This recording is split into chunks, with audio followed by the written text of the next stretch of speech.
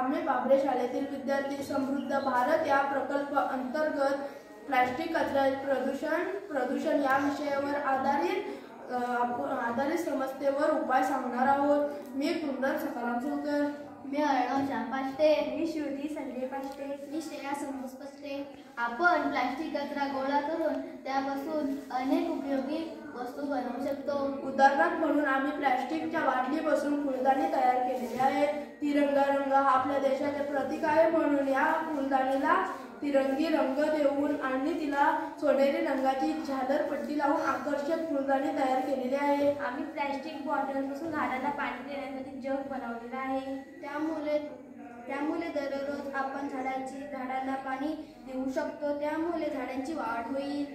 आपण प्लास्टिक कचऱ्याचे असे समायोजन करू शकतो। धन्यवाद।